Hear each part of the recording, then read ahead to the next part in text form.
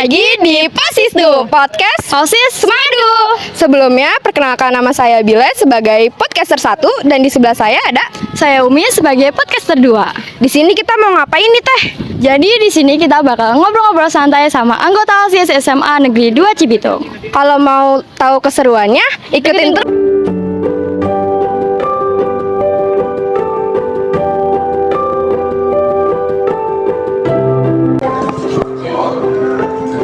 Pernah nggak sih merasa capek selama menjabat sebagai ketua OSIS?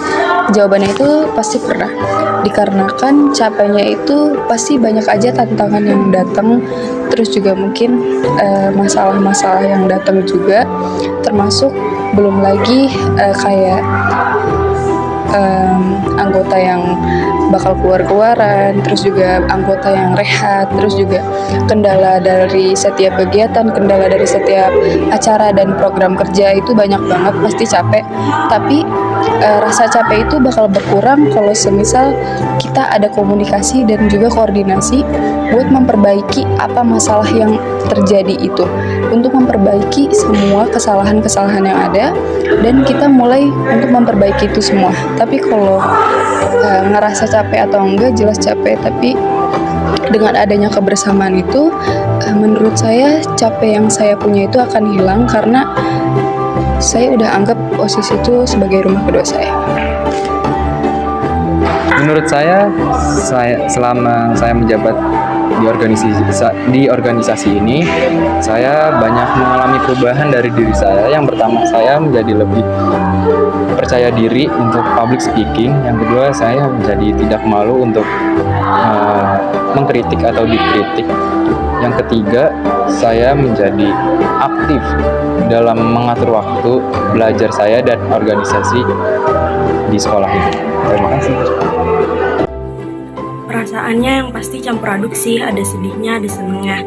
Sedihnya itu ketika kita udah mau lepas jabatan setelah 1 tahun menjabat dan udah mau lengser, dan senengnya itu karena udah bebas, udah nggak ada beban dan udah nggak ada tanggung jawab apa-apa lagi di sini.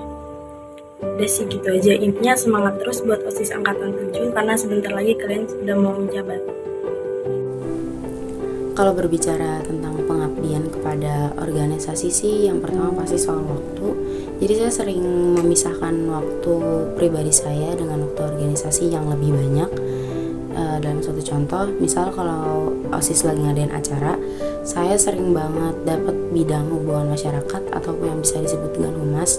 Humas itu tugasnya paling banyak. Jadi kalau misalnya deket-deket deadline, saya ngejar waktu pengerjaannya itu emang cukup lama dan mungkin memakan waktu istirahat saya maupun waktu belajar saya. Tapi sebisa mungkin saya manage waktu agar pelajaran dan organisasi tidak tercampur, ataupun saya bisa manage waktunya. Jadi yang saya berikan kepada OSIS ini lebih ke waktu saya yang lebih banyak ke organisasi. Terus juga cara kinerja saya dalam melakukan tanggung jawab atau pekerjaan. Karena kalau misalnya ditanya kenapa rela meluangkan waktunya lebih banyak, jadi saya tuh gabung organisasi ini yang tadinya nggak tahu apa-apa jadi tahu banyak hal. Yang tadinya ya pemikiran saya pendek jadi panjang karena saya bergabung dengan organisasi ini. Jadi apa feedback yang saya kasih ya itu dari waktu belajar saya atau waktu istirahat saya berikan ke waktu organisasi, dan juga cara kinerja saya untuk OSIS ini harus bisa lebih baik lagi gitu. Jadi pengabdiannya mungkin ya di dua hal tersebut. Pernah apa enggak kepikiran untuk keluar OSIS? Kalau itu sih saya pernah kepikiran untuk keluar OSIS. Pada saat itu tuh kepikiran untuk keluar OSIS itu pada saat saya masih menjabat sebagai junior. Itu tahun 2022 kalau nggak salah. 3 tahun kemarin. Itu tuh saya kepikiran keluar OSIS, alasannya itu karena tekanan dari berbagai pihak, mau itu dari keluarga, OSIS maupun guru. Banyak tekanan dari berbagai pihak. Ada yang karena saya sibuk, pendidikan saya terganggu, ini itu. Tapi saya berpikir lagi, tujuan awal saya masuk OSIS itu apa? Nah, tujuan saya awal masuk OSIS itu saya ingin mengembangkan diri saya pribadi. Saya ingin menjalin relasi yang banyak dan meningkatkan value saya. Makanya saya mengkaji lagi. Saya memikirkan kembali, apa benar saya harus keluar OSIS? Padahal saya sudah sejauh ini, udah DKS, udah ini itu. Saya juga berpikir, nggak mungkin saya meninggalkan tanggung jawab begitu saja. Tanggung jawab dia saja sudah saya ingin tinggalkan, apalagi nanti untuk kedepannya. Makanya daripada itu saya bertahan lagi di OSIS untuk meningkatkan value saya pribadi. Itu aja sih. Jadi hal-hal yang nggak bisa saya lupain atau momen-momen yang nggak bisa saya lupain di OSIS itu kayak dikejar-kejar deadline untuk proposal kegiatan, terus kita ngebantu dari bidang pubdek menyiapkan mading, terus juga di banding sendirian, kita juga ada makan komando bareng-bareng, terus juga kita bersihin ruangan buat acara-acara kalau ada lomba atau event-event OSIS. Selama menjabat di Sekbid 9 ini, selama menjadi koordinator di Sekbid 9 ini, saya merasa cukup terbantu dengan anak-anak anggota saya karena tidak bisa dipungkiri juga anak-anaknya rajin buat ngedit.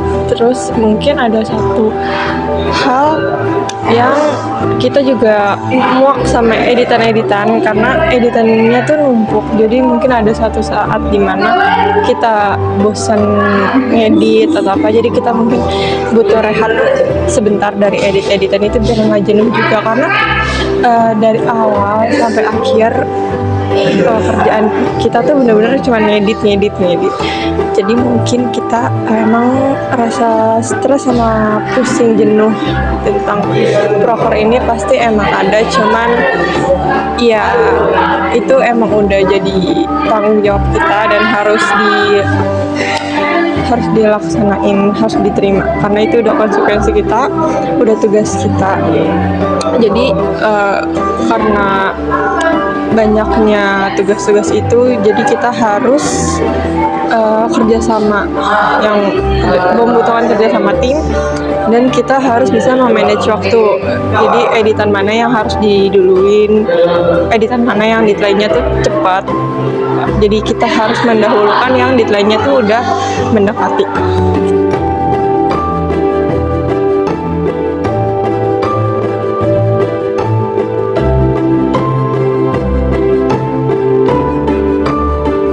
Oke, jadi pesan yang dapat dipetik ataupun diterapkan sebagai pelajaran di periode selanjutnya itu kan tergantung masalahnya sendiri ya. Ada banyak contohnya kayak semisal kita ambil contoh dari masalah miskomunikasi ini. Solusinya itu kita lebih sering banyak ngobrol dengan anggota OSIS lainnya gitu, ataupun kita main-main dengan anggota OSIS lainnya sehingga bisa membangun kerjasama yang baik ke depannya gitu dan tidak terjadi lagi miskomunikasi. Dan pesan saya untuk permasalahan ini, sesama anggota OSIS itu kita harus lebih sering bermain ataupun menyelesaikan suatu masalah secara bersama-sama agar kita dapat membangun chemistry ataupun kedepannya kita kerjasama dengan hal yang baik. Itu saja. Oke, hal terpenting yang buat gue nyaman di OSIS, yang pasti dari dirinya gue dulu sendiri. Gue nyari kenyamanan di organisasi ini.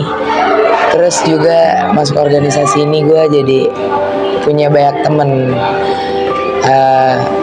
belajar ilmu yang gak ada di dalam kelas. Terus juga gue punya relasi yang luas lah, gak di situ-situ aja. Jadi hal yang paling ternyaman itu dari diri gue dulu sendiri, yang nyari kenyamanan itu di OSIS.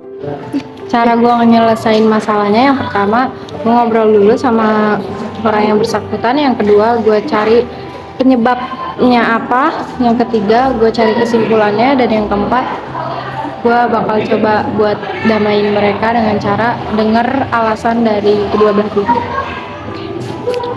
Oke, bagaimana cara menarik siswa-siswi untuk bergabung dalam event yang kita buat, itu mungkin kita bisa berkaca dulu dengan event-event buruk.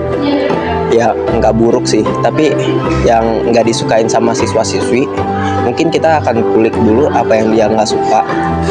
Itu apa yang kita nggak suka, kayak mungkin dia waktunya kelamaan, waktu nunggu kelamaan, mungkin kita bisa memperbaiki itu. Nah, mungkin setelah kita memperbaiki itu, kita akan memikir konsep untuk buat event ini semenarik mungkin biar siswa-siswi masuk ke event ini dan ramai diminati. Jadi begitu aja bagi saya. Terima kasih. Ya, jadi kendala saya selama menjadi humas adalah yang pertama, juri atau pematerinya belum hadir pada saat acara sudah dimulai dan kita harus menunggu untuk mereka hadir. Yang kedua, revisian dari ketua pelaksana, misalnya revisian dadakan yang hanya satu acara baru diberitahukan. Contohnya, informasi atau konfirmasi ke guru yang harusnya tidak ada di acara tersebut. Terus selanjutnya itu adalah revisi absen yang memang kadang-kadang tipe ya penulisannya. Udah sih itu aja. Sekian, terima kasih. Jadi untuk masalah bentuk biasanya aku lebih melihat ya. Contoh dari melihat itu kayak di OSIS ini aku kebagian bidang apa? Maksudnya seberapa penting aku di antara dua organisasi ini. Contohnya kalau di OSIS ini aku jadi dokumentasi, terus di eskul ini aku jadi sekretaris. Jadi aku akan lihat di mana aku yang lebih dibutuhkan dari salah satu organisasi ini. Dua-duanya emang butuh, tapi seberapa pentingnya. Contohnya tuh kayak aku udah selesai semua nih kerjaan sekretaris aku, terus di dokumentasi OSIS itu mungkin lagi keteteran atau gimana, jadi otomatis aku bakal lebih milih di OSIS karena pekerjaan aku di eskul ini udah selesai.